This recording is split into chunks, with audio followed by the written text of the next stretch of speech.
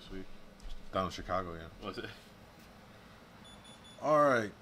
Good morning, everyone. Welcome. Mike Rob here, Lake Michigan Angler, for our weekly live stream. And it is the beginning of Salmon-A-Rama week. Yep. So it is already chaotic in here. But before we do anything else, let me make sure you give me a thumbs up if everything's looking and sounding good. Made a little tweak to the setup here today, so I want to make sure everything looks good. We'll talk about the fishing report for the week, what's going on. Guys been coming in today. I mean, the guys were here before we even opened up. So there's a lot of information to share with that. We'll talk about a couple of things that are new here, some lures that are working really well for guys this past couple of weeks. And, of course, we'll take all your questions. So if you got questions, doesn't matter if you think it's basic or whatever, feel free to ask it. We'll go through and we will definitely answer those questions. All right. So good morning, everyone. Thomas, Fish, Rob, David, Fried. David Shear with the $2 super chat. God bless you guys. Thank you so much. Appreciate that. Russell, good morning. Peter, hopefully I said that properly. What's up, man? DDS, good morning. Scott, good morning from Southern Illinois. Yeah, hopefully you guys have been getting out fishing. Are you guys participating in Salmon-A-Rama? Hopefully you all are. Mason from Mr. Chrome is here. What's up, Mason, man? How's it going, Mason? Yeah. We're running low on spoons. Yeah. Get out of the live stream. Go to work. We need. No, I'm joking. Good to see you, buddy. All right. So we'll get started here. This may be a little bit brief of a stream, only because like people are already coming in. They're weighing fish and all that stuff. So let's just talk about anything that's new in the shop route that we need to cover. We got in Munda flies. This is a big deal. We've been waiting all summer for them. We finally got them tied up. So 4-inch. 4-inch flies. Yeah, this is the box stuffer from Munda series. And there are like 8 or 9 different patterns: glow frog, super frog, the from Munda cheese, the triple aqua. The triple aqua has actually been. Yeah. This is a triple aqua glow. There's a triple aqua and a triple aqua glow. Those have been really good for me this year. And of course we got this the 4-inch 7-ups, and there's the Munda's Mule and Glow Mule and all those. And so right now these are only available in unrigged 3-packs because we just didn't have time to put them on leaders. They'd never be available for sale if we had to leader them all up. But you can get them in the store, you can get them online, get them all you can, because he's probably going to fish about 80 hours this week. Yeah. There will not be any flies being tied this week. No. So get them while you can. Yeah, and we got good quality hooks from Torpedo. We've got Adia, Tamagotsu, Mustad. Yeah. So you got all the hooks and the leader material. We do recommend 40-pound minimum for your leaders for your flies, so you get the right whip in action. So we got all that here. So you grab the flies, grab the stuff you need, and you'll be good to go with all of that. Anything else? We got the shirts. Yes, let's talk about that. You guys have asked us about shirts and all that. So we got a couple of new ones here. First, love the little camo hoodie one. So it's got the hoodie, right? UV protecting, all that good stuff. So it keeps you out there from getting burnt up with the LMA logo. So we got that color. We've also got just the gray tee, regular t-shirt. Yep. And then we've got the blue version. Yep. Of those. So we got all of them in. Pricing on these guys, $25 for the t-shirts. $45 for the hoodie. $45 for the hoodie. Good quality stuff, man. And so for those that want to have a little LMA merch and support it while you're out there. I'll probably, depending on how busy it is during the week, I'll get them online during the week. But in the meantime, if you want to order them, you can just give us a call. Yeah. Or stop by, even better. Yep, stop by. Stop by and grab them. Let's see here. Reed, do you have any Akuma 7-foot cold water rigger rods left in stock? I can't see from here. I thought I saw one up there. There might be. Let me look. Yeah, Rob will go take a look for you real quick. I need excuse to get off camera. Hey, he likes to get off camera. You're going to be doing a lot of on-camera stuff soon, Rob. We got some news to share next week with you guys. Yeah, I've got 2 right here. Rob's got 2, he said. He's got 2 of them. Good morning, Salvo. Steely, good morning. Any Dipsy rods in for wire? We got wire Dipsy rods in. We got it all. We got them all for braids, so we're good. We're good on rods. So if you guys need rods for Dipsies, whichever one, we got them. Let's see here. What's the report for North Point heading up tomorrow? We're going to get into that here in a second, Anthony. Stand by. Salty Warwas, good morning. Morning, John. Mo, Sean, good to see you. All right. Let's see here. Quickly, Salmon-A-Rama has begun. We are an official weigh station for Salmon-A-Rama, so you can come weigh your fish during normal business hours. And there are hours set, so between 10:30 and 4. So don't come in at 9 o'clock when we first open. Don't come in at 4:45 when I'm about to close and make me clean up all your slime. It's 10:30 to. It's an hour after, an hour before. Yeah, exactly. Open and close each day. So for tomorrow, since we're open 9 to 2, that'll be 10 to 1. Yep. And so we are an official weigh station, so feel free to come weigh your fish. Let's see here. Okay, William asks, what is an SWR rig? SWR, secret weapon. That's typically 2 or 3 color lead on your downrigger. And the reason that's a thing is you kind of get like a wombo combo benefit of the two kind of systems, right? So the leg core in the water, what makes it really good is it undulates in the water, it moves with the current, so it adds more action to the spoon that you're pulling behind it or whatever behind it. Mostly spoons though. And so you kind of get that effect. You get like the 2 colors or 3 colors. Which one, it gives you a distance away from everything, right? And then you get the action, and then obviously the benefit of the downrigger is you just clip it on and just shoot it down. So that's what makes it a very effective rod on the boat. All right, Scott said his fish port Thursday got skunked. Sorry to hear that, my friend. It happens. Russell said Monday from port, JJ McMuffin, hot lips, mixed veg, toad flasher, or green fly worked out well. Awesome, man. Mike said good morning. Good morning to you. Jason with the $3 super chat, dude. Thank you. Didn't even send a message. What a legend. Thank you for the $3. Listen, you're getting the coffee loaded up for Rob over here with the, you know. So we do appreciate it. Jason said thanks for all that you do. Oh, there's a message. We appreciate it, man. Thank you guys. All right, let's talk fishing over this past week. I haven't been out, but Rob's got all the info. Yeah, you know what? It was really up and down throughout the week. We had, come out of the weekend, it was a bit mixed, and then like Monday and Tuesday were just on fire for kings. 20 king catches out of North Point and Kenosha. And Wednesday is a little tougher, and then it got good again, and it was slower again. But really mixed reports. It's still pretty. Even the slow days aren't really bad. It's like they're pretty decent fishing. They're just not catching 20 kings in 2 hours. But anywhere from 40 to 100, I heard some fish out well into the hundreds. I heard 150. The guys are out there at 150 today. Pretty scattered fish. I saw a lot of boats today that were fishing in like 60 to 100. We had fish in the 80s. There were fish in the 90s. There were kings kind of scattered all over, Coho, Steelhead. And everybody kind of has a different report. Like for us, we were only getting bit on our riggers. And everybody else is only getting bit on dipsies, or the next guy was only on board. So everybody had something different working for them. For us, our best rod was a Dragon Lady Stinger Flasher with the Glow Frog, Munda's Glow Frog on there. And then, again, that Holdout Moonmaster on SWR. They've been doing all the work for us. Yeah. Let's talk more specifically, Rob, about the bite. Has it still been very early, most productive? Still kind of a 4 to 7? No, it's throughout the morning, actually. Okay. Like we just got pictures of Caleb with a nice king. Yeah. It has its downtimes, but they're definitely sporadic. So it definitely helps to be out there early in the morning, but you can poke away at them, especially today.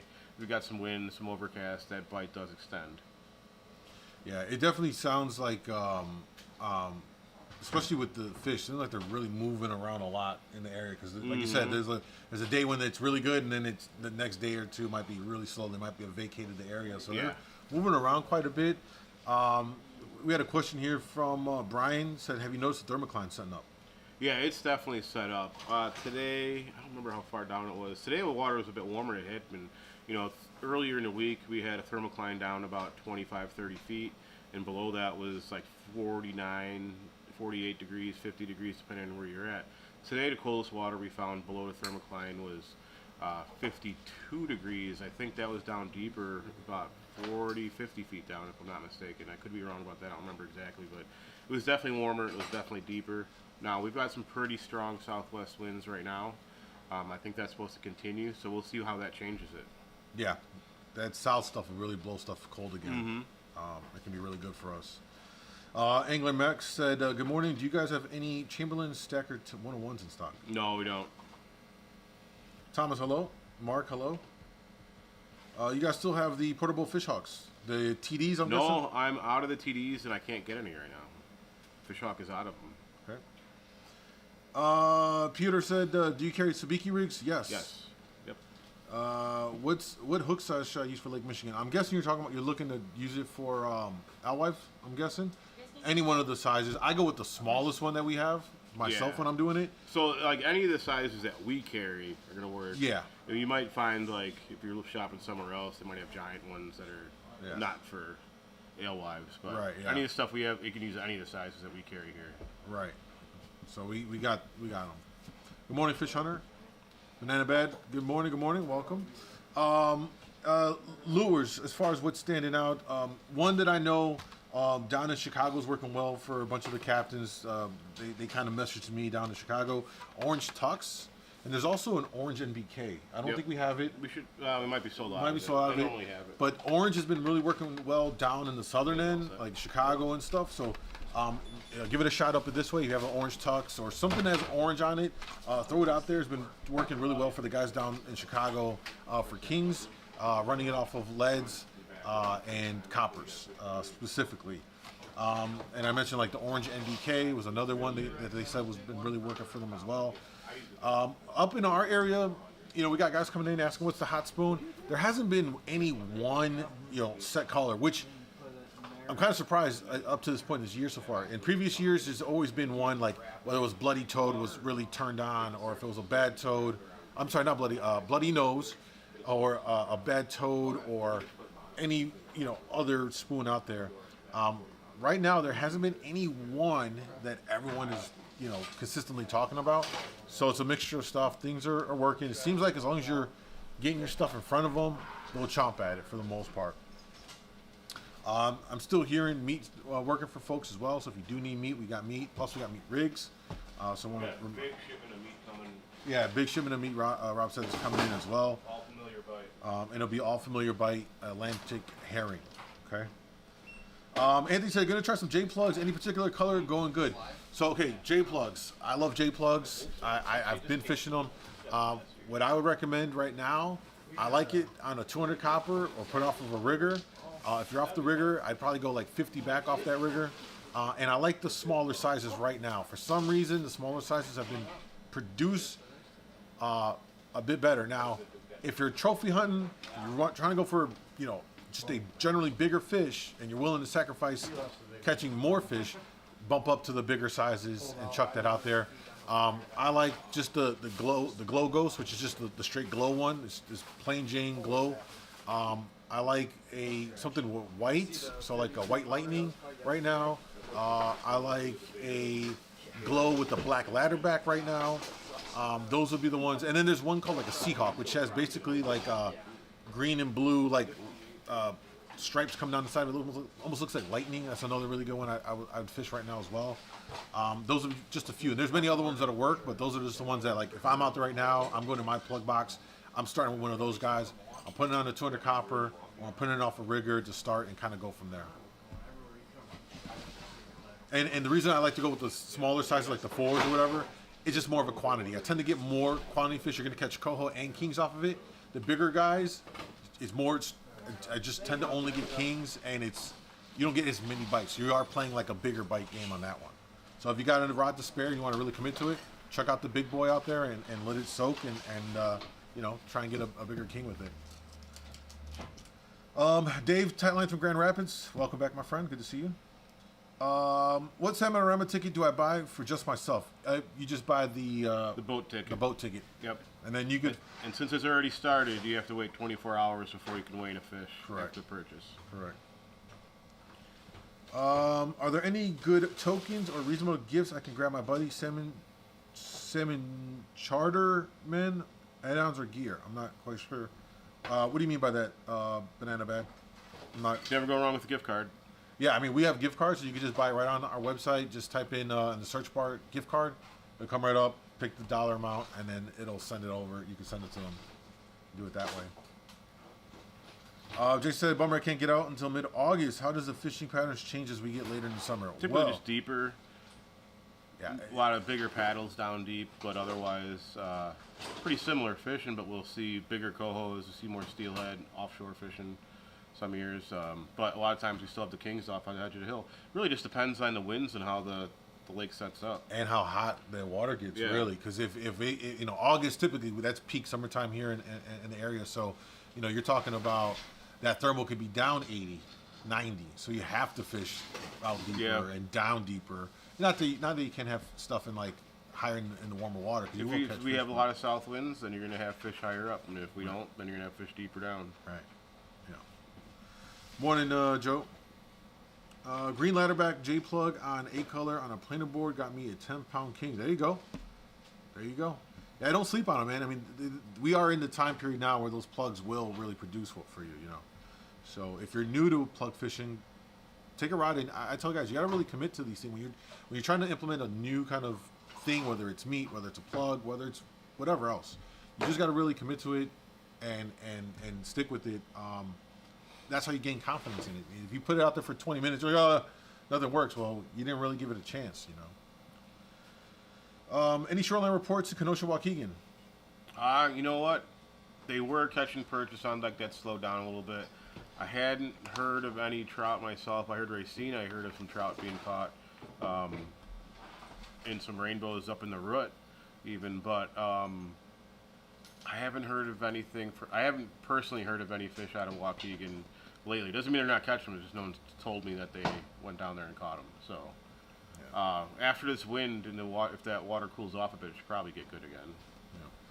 Speaking of which, kind of a little additional point to talk about here, guys. Now that we're in summertime pattern, now is the time to really pay attention to the winds.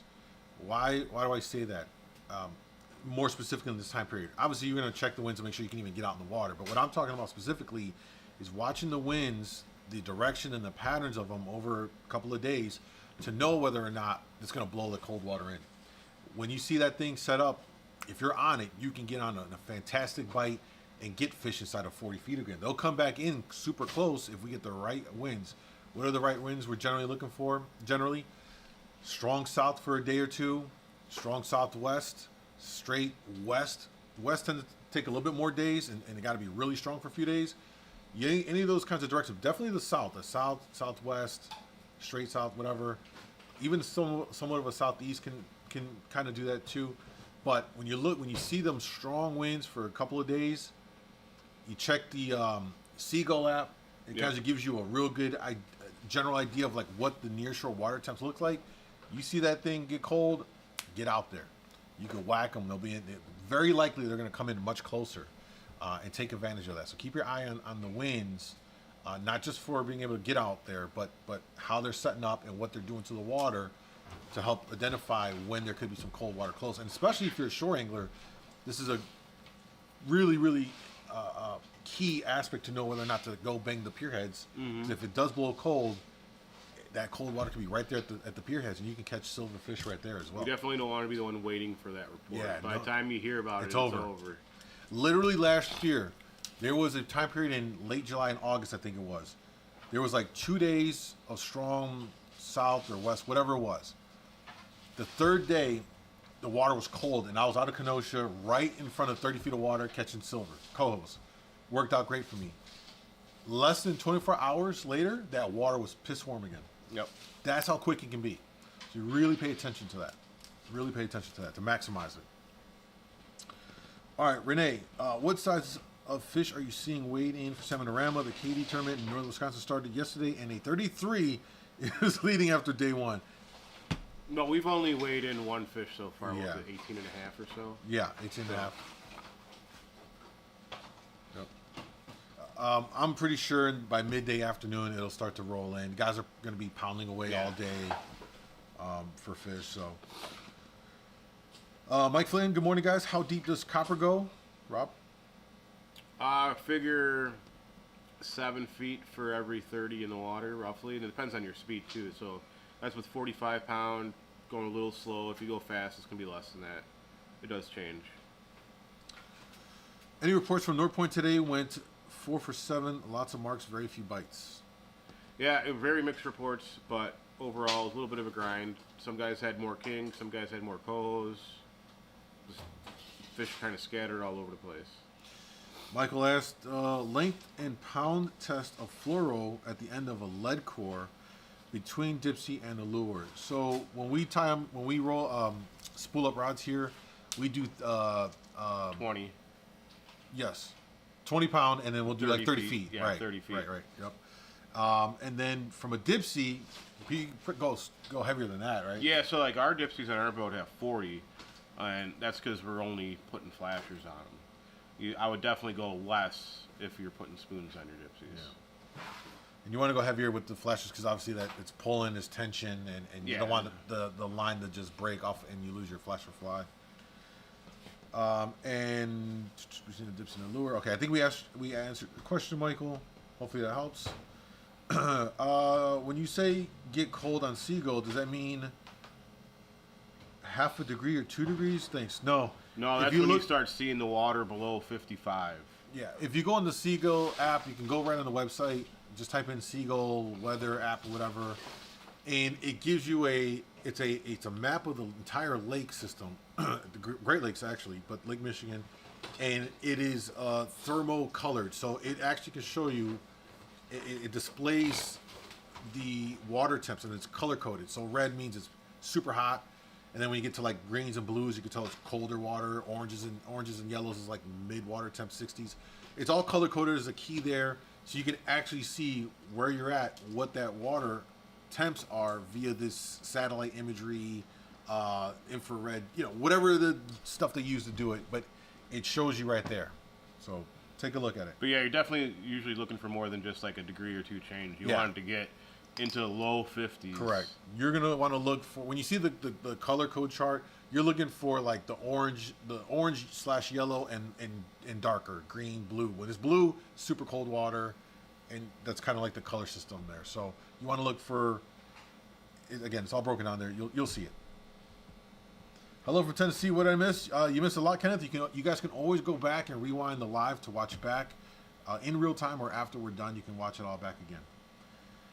Yes, kings spend 90% of their life on the bottom, and a flip will force them in. Mason said, I have to get back to work or end up fishing. Have a great day. Yeah, good to see you, Mason. Thank you, man. Okay, did I miss anything else? Let me see here.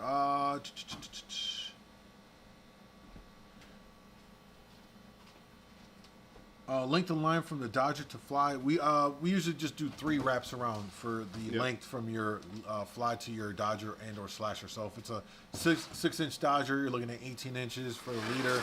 If it's an 8-inch flasher, 24, so on and so forth. If it's a bigger paddle, just do 3 wraps. You can't ever go wrong with that.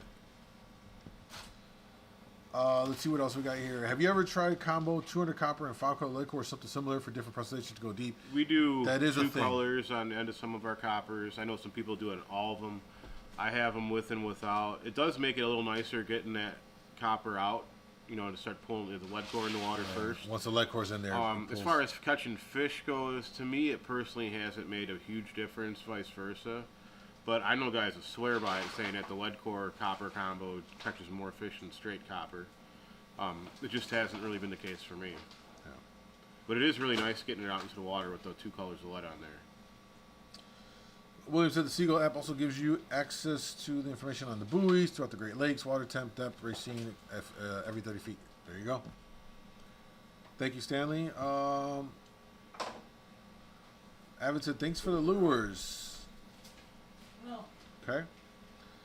Ken said, I always watch from my fishing booth at the flea market. I'm finally headed to the big lake next weekend. Awesome, Ken. Hopefully you have some good luck while you're here, man. If you guys are ever in the area, feel free to stop by, pick our brains, or grab some stuff you may need. Any other questions before we wrap up today's live? Rob, any other thing that you think we might have missed? Yeah, we got in some salmon candy flashers this week, some moonshine spoons, some stinger spoons, some more HUDs. Of course, the Munda flies, some more divers, hodgepodge of stuff. Yeah. And been spooling like crazy, so if you need reels, the line winder's been spinning. We'll have extra people here spooling reels this week too, so it'll be a good time. Yeah. And it really seems like a little bit of everything's catching. It hasn't really been any one thing. It's still not like still hasn't even really been like the flasher fly, but it's like fully like No, fired off. usually my flies are much better. Usually I catch most of my fish on flies in general, and Right. it's not been the case. Although flies were our best today. So Right. Yeah. Yeah. So, you know, as you're setting up your stuff out there, diversify your spread, put some spoons out, put some flasher flies out, throw a meat out, throw a plug out, you know, like take advantage of all of it and let the fish dictate what they want and then dial it in from there. Bless you. David said, when does the fly bite generally pick up? Normally in previous years, it would have been the faster fly bite would have been really. Usually I do my best on flies for the first half of the summer at least. Yeah. So. Yeah, and I mean it's catching fish, but it ain't like what it has been before, where it's like it's just inconsistent. One day we get a good fly bite, and then it's back to spoons the next day. Yeah, they're very just all over the place with what they want.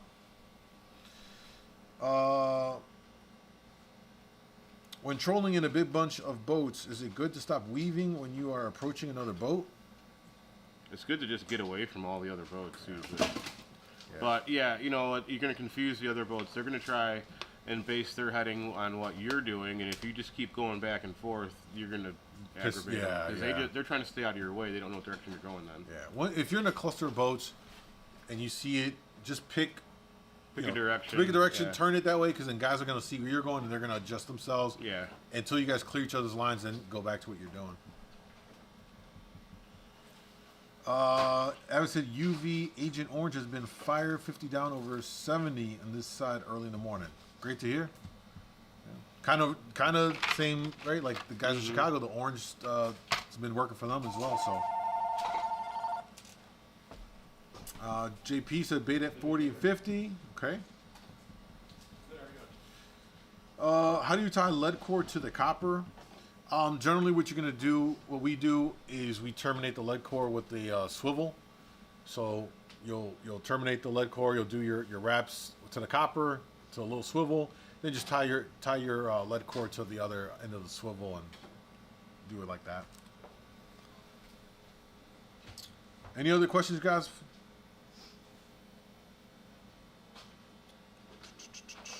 Hopefully the information has been helpful to you all. You know, just to remind you, if you need anything, we've pinned the website link in the chat. You can click it, go right there to order anything you may need. Again, the shirts, if you want them, got them all here. They'll be up on the website soon, but grab them while you're, you know, in the area. We've got that. And I think that's it. Rob, any final thoughts before we close it up? That's it. Good luck to everybody in Salmon-A-Rama.